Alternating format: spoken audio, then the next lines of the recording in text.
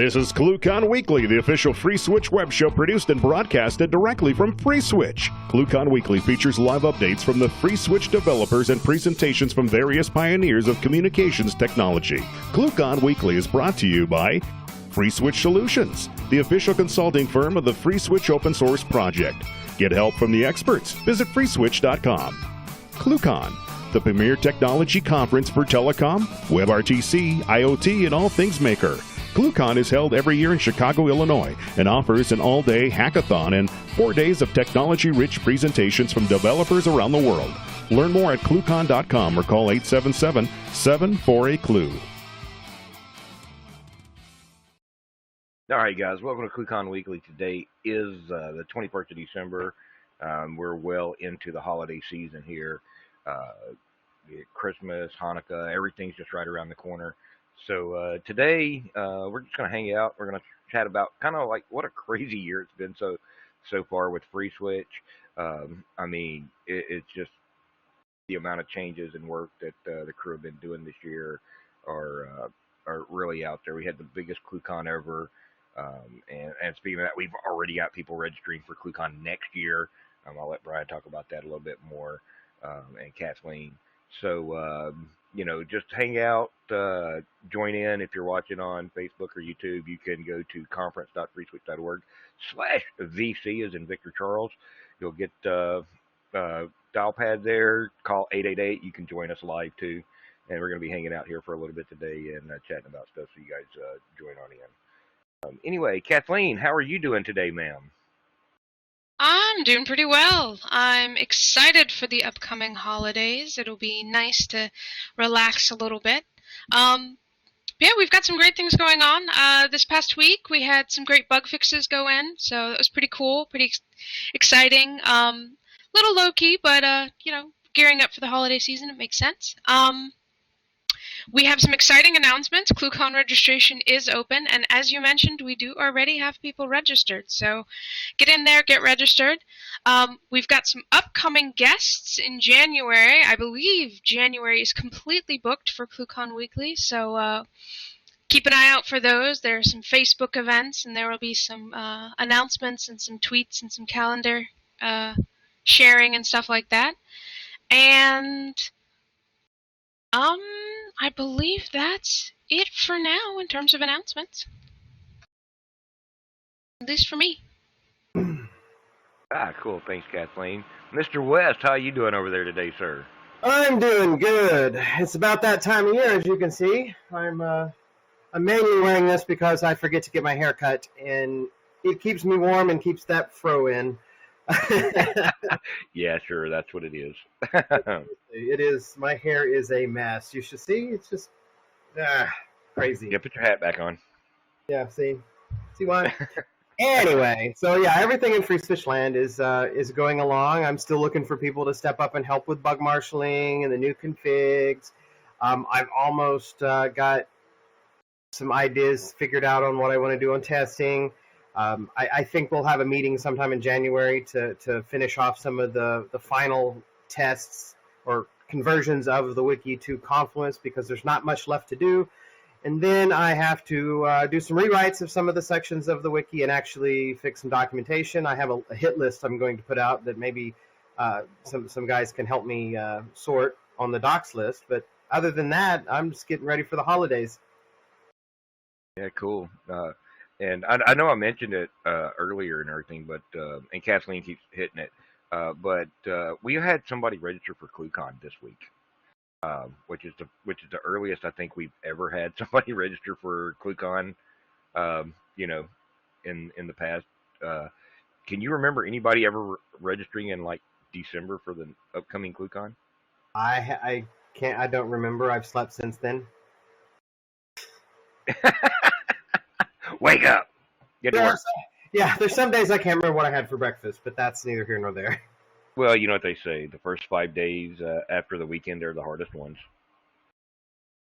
So, but yeah, guys. So I'm gonna go ahead and open up the floor here, and we're just gonna kind of pass this thing around for a little bit, and we'll just have a chat about what's been going on and stuff. So, guys, if you have questions, feel free to jump in. and ask away with the rest of the crew. But over the last year, we've seen um, a lot of new stuff going in. We've had uh, the 1.6 branch. We've added a bunch of, from my perspective here, we've added a bunch of testing repos for you guys to make it easier for everybody to test FreeSwitch. So we've got, we're building packages for Debian, Ubuntu, uh, let's see here, CentOS on Windows 7, a, 7. so yeah, 7 on a regular basis. And we're not just building, and especially with the Debs and some of the others, we're not just building just the release version as packages. We're now building off the master branch per commit on those packages. We're building um, the 1.6 branch for testing, so you can get the latest patches and help us test that per commit. So even before the release happens, we have these, various stages of packages that are getting built every time one of the devs pushes a commit into the repo, and you can get the information off Confluence on that and start helping us test those things. So what that basically allows us to do, and keep in mind that those testing packages are ephemeral, so they don't hang around for a while. We don't have the uh, disk capacity to keep all those things laying around. Uh, so, it's really for testing there, but you can grab it, you can install it, you can see what's going on, you can test your bug and say, oh, well, maybe this is already fixed. Up, at Git update, get upgrade, or Yum update, whatever. And you've got the latest package there now for that code branch that you're on. So there's been a lot of work going into that. It helped us find issues along the way with a few things, and so we were able to fix those up internally. But it also, a lot of that stuff, it comes back from the community feeding back on some of that stuff, because there's only so many hours in a day, and we really rely on you guys to let us know when it's a case that we may not be thinking about, but everybody else. So grab those things and test them out, and let us know. You'll be surprised at how much of it really works all the time. I've been around the project for a decade now, and it always impresses me how little breakage there is in the master branch, because Tony is obsessive about making sure stuff is working properly. So, you guys help us out there, test, and then that's also, you can turn around and use these same packages, as Brian keeps talking about, with the docs team. You got Boat, Giovanni, Italo, and all the rest of the guys that help with the documentation on Confluence. You guys can take those packages, test the docs, update the docs, all that other good fun stuff, and just help the community at large that way. Uh, so, And I have a question for you, Ken. mhm. What is the state of the CentOS? I know that we are distributing packages since a lot of time, but is that reliable? Is good? Are you satisfied with it? Yeah, well, with CentOS, what we distribute for CentOS, I believe, is reliable for the most part. Uh, Unfortunately, I don't do a lot of testing on CentOS myself anymore, due to uh, just basically feature parity. Uh, the problem with CentOS is, and where we get the bonus from Debian, is CentOS doesn't distribute all of the libraries in the Yum repos that we need for doing certain parts of FreeSwitch. Uh, so it's kind of a pain for some of those things, like MP3 support, H.264 support, all that other good fun stuff like that, where Debian distributes those things. So because there's some in the U.S. and other areas of the world where software patents are allowed, there's some questionable. It's questionable whether we can actually redistribute that or not.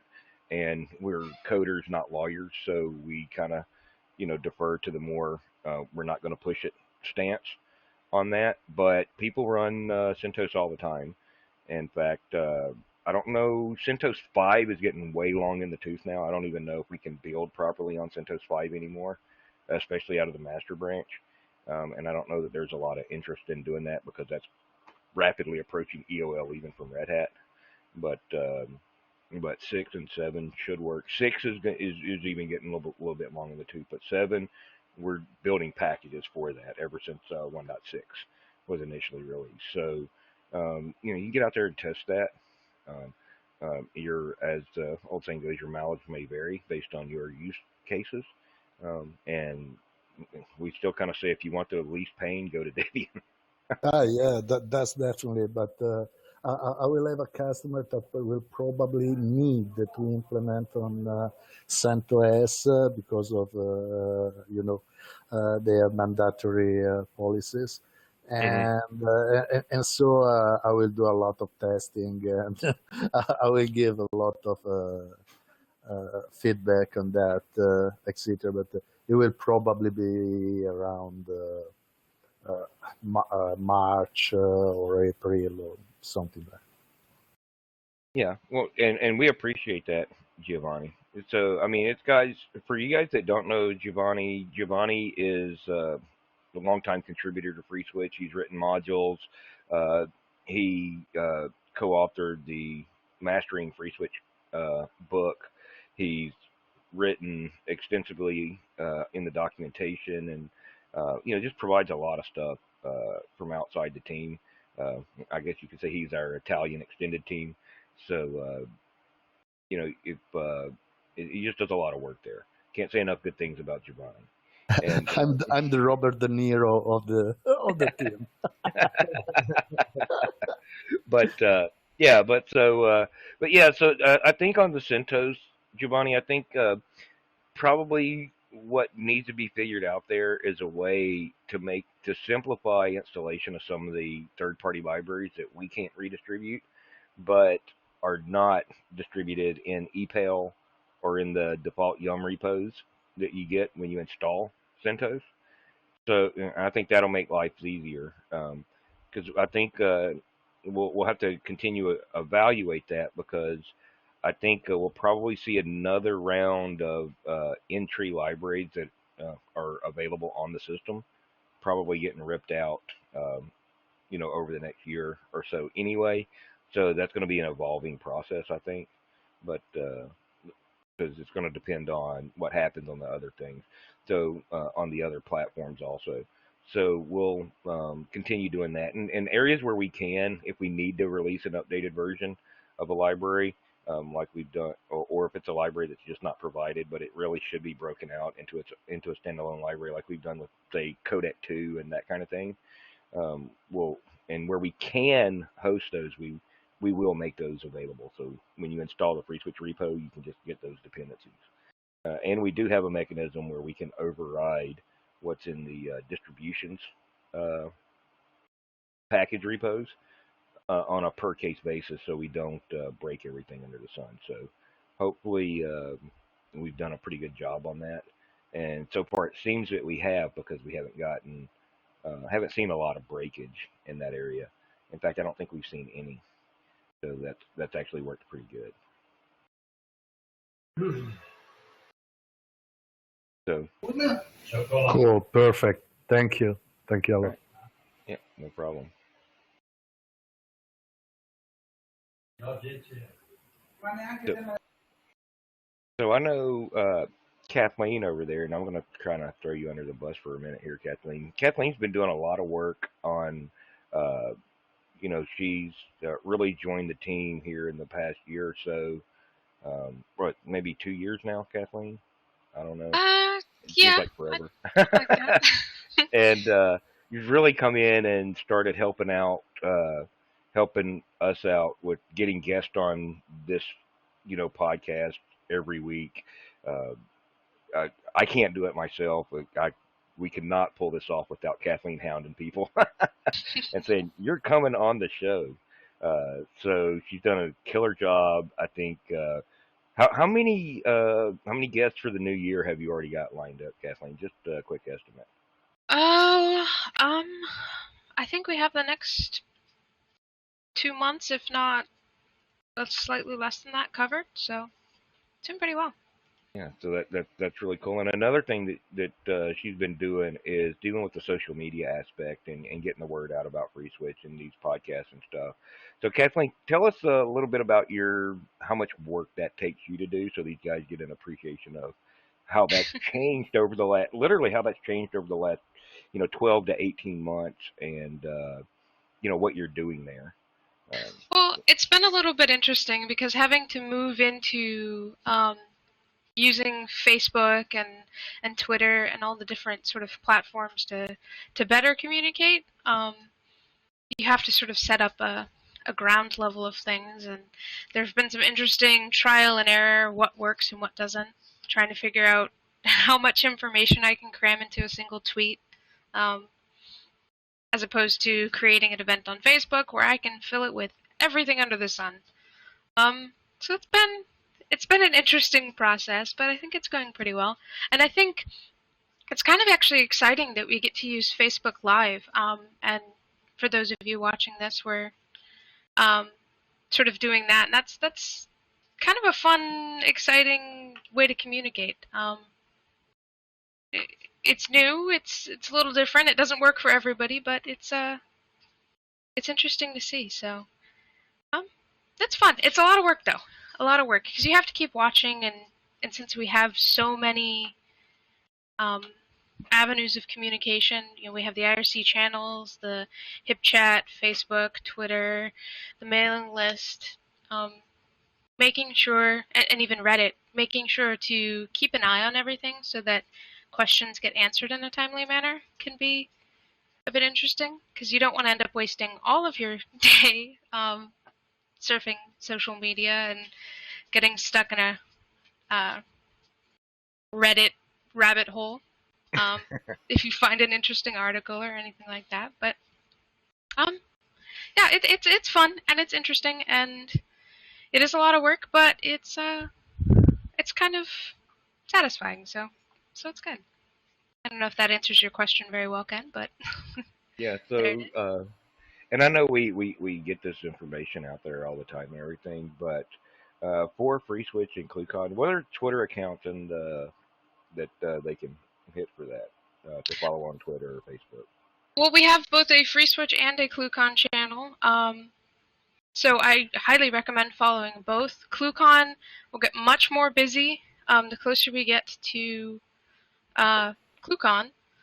We'll start sending out quick announcements, codes, discount registration sign up, things like that. So keep an eye out on that channel. Have it, you know, kind of in the background, check it occasionally. And then Free Switch is where we put out a lot of our updates here every time we release. Um, Announcements for who's going to be on the show. That's sort of one of the main avenues of communication. So Twitter is incredibly useful. And then Facebook, it's easy. We have the event pages that we create. We've got the page profiles, so you can go and comment and send us messages. We do occasionally get some help questions through the Facebook pages. Um, so yeah, keeping a track on those, liking those. IRC is still a super handy tool for people. Um, Join in there, chat. We do have devs that kind of you yourself hang out in there and answer and ask questions. And then HipChat. Easiest way to join HipChat is to visit freeswitch.org. We have a little chat button. You go, click on that, gets you signed up, gets you put right into the Free Switch room. You can ask your questions and sort of talk to the devs and either be directed to the right location to get the right answers or helped right then and there or what have you. So that's kind of cool. And the mailing list. We do have the mailing list, which gets a lot of traction. Um, and everybody sort of uses that pretty heavily for questions, and that's a great resource because it connects you with community as well. So if someone else has experienced something or had a problem, then they can chime in and kind of give you advice on what they did or how they handled something, or maybe say, oh yeah, I was wondering about that too. So yeah, so great ways to communicate. Cool. Well, thanks, Kathleen.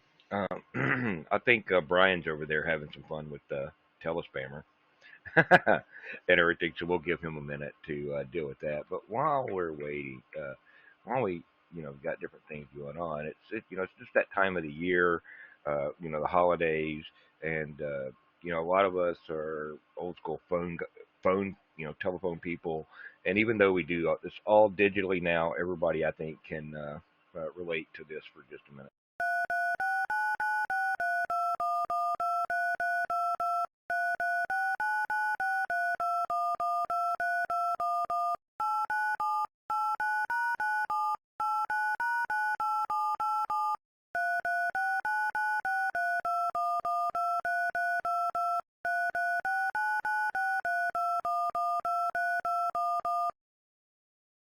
And I'm not sure who did that, but I'm thinking somebody had a lot of time on their hands to figure out which DTMF key that particular one. So, but yeah, so there's a lot of things that have been going on. Hey, Brian, are you still on the phone over there, or can you talk to us? I think Brian's still on the phone. Why don't we actually talk about that for a little bit? For those of you who don't know, and if you visit our YouTube channel, which you subscribe to as well, because these videos get posted there, and we have some little extra videos occasionally. Brian has built this fantastic little IVR that he uses to sort of mess with phone scammers. It's pretty neat, and he actually gets some good use out of it. He's gotten all the way up the chain to the real companies a few times now, and he sort of waits and gets very excited when he gets a call. Although he doesn't get calls very often anymore. I think they've got him on a bit of a list. So. So, I mean, one of the IVRs you built was really, really cool because one of the things that credit card scammers do is they call them, they ask you all this information off of your card, and then they ask you for the phone number on the back of your card. So he built an IVR where he could just give them random credit card numbers and credit card authentication information, and then give them that number. And when they call it up, it sounds just like a Bank of America IVR. So they put in the information, and it comes back and says, yeah, this is a good card. This is a good customer. He's got a large credit limit. He's only using a small portion of his credit limit. So they're going, cha-ching, we got a good one on the hook right here. And because he gave us all the information and he's got plenty of money we can scam out of him. And so they fall for it and they call him back and keep and oh it's hilarious. So I don't know if I think he posted a couple of recordings on SoundCloud, but there's he did a video, was it 2 or 3 weeks ago, Kathleen? Yeah, I think so. And it's on the YouTube channel. I think it's actually on Facebook also. If you look through some of the videos that are posted there on the Free Switch channel, you can find them, and it's just funny. And he goes through the IVR, how that stuff works, and talks about that's a good probably about a 30-minute video on YouTube or Facebook, so you guys can go check that out. And it's a lot of stuff goes on there. We see a lot of that. Just to so check that out. As far as free switch goes, I think what was the biggest thing, I don't know what the biggest thing we've done in the past year is, but there's been a lot of improvement to the code base uh, over the past year or so. 1.6 is really stabilizing, really, really good now. There's bug fixes really going in there. Jared's spending a lot of time picking through the patches in the master to see what needs to get backported and getting those backported in. So you guys keep an eye out for that kind of thing, because we will be continuing to do regular releases on the 1.6 branch. So you guys check that out and let it go. And if you want to help with any of this stuff, especially documentation, join the docs team mailing list. Introduce yourself and just chime in. Uh, Somebody will get you access to Confluence. I know Boat and team are planning to do a doc sprint. That'll be Bo, Italo, and a whole bunch of other guys, maybe even Giovanni, um, here in sometime in the near future, in the new year. So we're still trying to get rid of the old wiki. It hasn't been updated in forever, but there's still good information on there that needs to get migrated over. So if you can help out with that, join the Docs team mailing list. Watch for the announcements on that. Get on the, make sure that you can do that and coordinate your efforts with those guys. We can get rid of that. We can get the wiki conversion completed, and really concentrate on updating the docs and fixing some of the things that are in the docs that need to get updated as we continue to go along. So you guys help us out with that. I know it's greatly appreciated. And I know without guys like Boat and Giovanni and Italo, we would still be a lot further away from that goal than what we are today. So you guys jump in and help out there. But now, let's see here. We got one more thing here to do.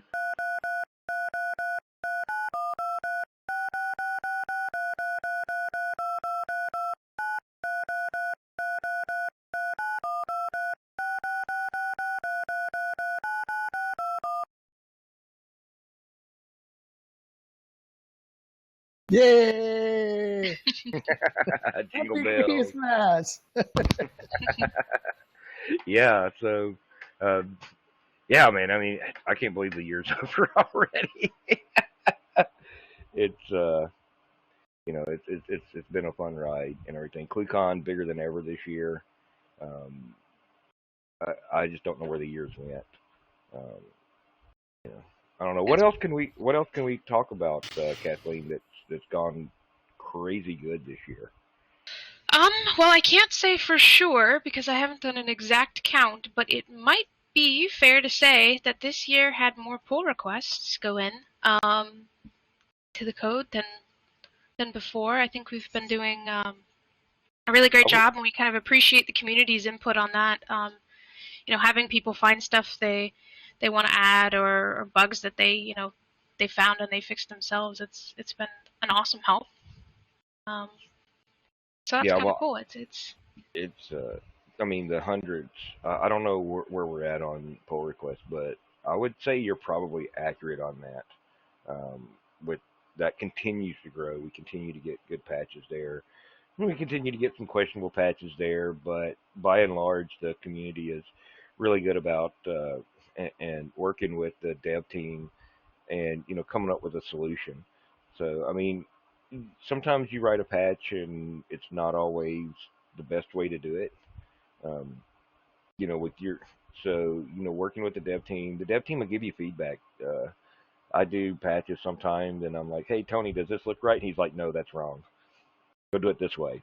And and he it's like, and I've been working on free switch. I've been using and working on free switch for 10 years now. So that feedback with the rest of the team and code review and making sure that we get the patches right, I think is very valuable.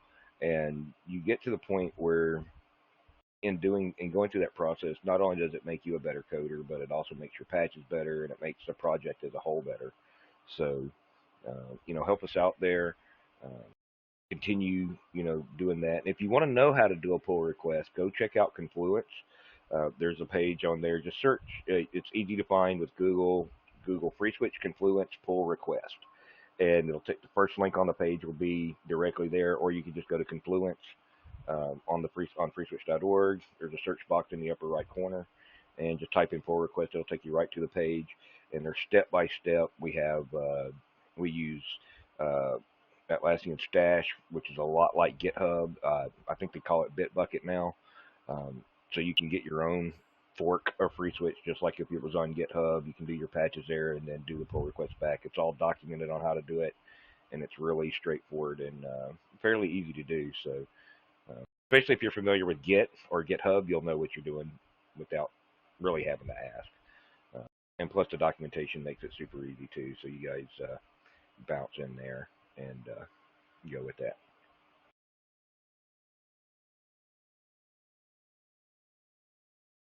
All right. Speaking of docs, Yes, boat. I just got sick and tired of looking at that, whatever you call it, the landing page for Confluence. So it's actually more accurate now. It doesn't look as nice, but it's kind of very generally mirrors what Debian does, where it's like, okay, start here, do this, go to the wiki, newbies do this, here's a book. Oh, a book, a free switch cookbook. So it sends them over to freeswitch.org for that and stuff like that. Stuff that was lacking and needed. So Yeah, cool. Thanks for doing that, boat. And for you guys that don't know boat, boat's been around the community. I don't know what 4 or 5 years now, and he helped tremendously at ClueCon. and he stepped in and really started helping out with the docs and kind of cat herding documentation writers. Um, and I know he has fun with that. So you guys don't forget Bo out there. You can he even helps out on IRC, and sometimes you can find him in Hip Chat, and he's here on these calls. So good guy to have around the community, I think. And I want to say thanks for the several years of help at ClueCon, Boat. Couldn't do it without you. You know. Glad So to help. yeah. So, all right, guys. Anybody else have any questions that they want to ask of the team? Now's a good time to get those things in. And it's another year is just about in the books, and it's been fun. I'd actually like to say yet again, we really do appreciate the people that help document. It's difficult to have the developers write the code and then go back through and document it. So having the extra hands there is fantastic. So thank you again, Doc's team and Boat and all the people that help and contribute to that. It's been good. I'm getting a PM here wanting to ask about Raspberry Pi stuff in FreeSwitch. So we kind of talked about that a little bit last week, and kind of looked at the performance difference between like Pi Zero, the original Pi One, which is functionally equivalent just about to the Pi Zero, all the way through the Pi 3. At some point, I hope to build packages for that. I don't know when that's going to be. But the performance is just getting better and better on that platform, especially if you're using Raspbian. Just follow the Debian instructions, drop it in. We do test on that on occasion, but as long as they keep Raspbian going and that stays in line with Debian, it's pretty much a straight just grab the source code, follow the Debian directions, and build it and go. You may find some things don't work. Just due to missing library or something like that. Something they just haven't ported over in Raspbian yet. And I think, I don't know, I think I may have found one or two things that weren't ported over, but wasn't all that big of a deal. And it just seems to work. So it's a fun little platform to play with for you guys that have those out there. I don't have one handy, or do I? Everybody knows the little Raspberry Pi. So you guys you can grab these and play with FreeSwitch on it. Make you a doorbell. Make you a temperature sensor that calls you and warns you when it's too cold or too hot in your server room. You can have all kinds of fun with them. I've even used these to turn old 2500 sets into VoIP phones. I say go grab one, have fun with it.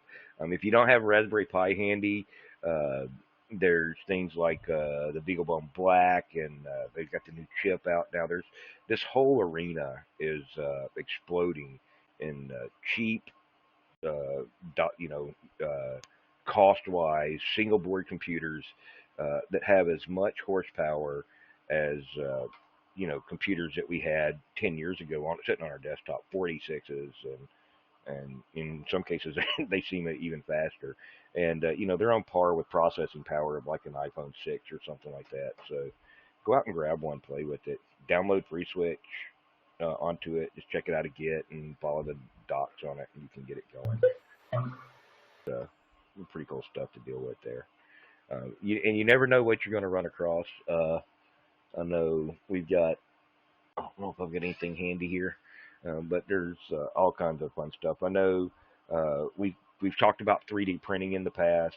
We had 3D printing at ClueCon this year and had some guys make some really cool phones and actually 3D print parts for that. As you can see on Mr. West's background there, he's got a 3D printer and he prints a lot of stuff. You can see Tony's, at least one of Tony's 3D printers there in his background. I've got a couple of these things. I mean, they're just exploding all over the place. So mix that with a Raspberry Pi and FreeSwitch, and you can have some real fun. So get out there and check those things out. But wait, so what I'm going to do is I'm going to go ahead and go once around the table here. Kathleen, Brian, Tony, anybody want to get any final words in on this? And then what I'm going to do is I'm going to go ahead and shut the broadcast down, say happy holidays to everybody, and then we'll go to the more after hours, after party show. I think I'd just say thanks again to the community members that have been helping out. We know we appreciate the time you put in, and it's great having that as a resource. And come to ClueCon. It was exciting. It was fantastic last year. We've got some great stuff planned for this coming year. We're pretty excited about it. Registration is open. And we have a early bird discount running until January 31st. So head over to ClueCon.com and sign up, get registered. It helps us out having earlier registration because we can then sort of plan around and kind of get to see a rough idea of the numbers and what all we can do and stuff like that. So so thanks again. That's it from me. Yeah, and hey guys, from me, Tony, Brian, Mike, the rest of the team that's not here today, or that's tied up dealing with other things. Thank you guys for the years of support. We would not be able to do this without your support. If you need help with the project and you think we can help you guys out with it, drop us an email, consulting@freeswitch.org. Brian or somebody will get back to you and get that process started. We also do support. So if you need long-term support for your project, drop Brian an email. Go to freeswitch.com, get the phone number right there on the homepage, and give Brian a call. He can give you the spiel and the lowdown on how we can help you guys for that.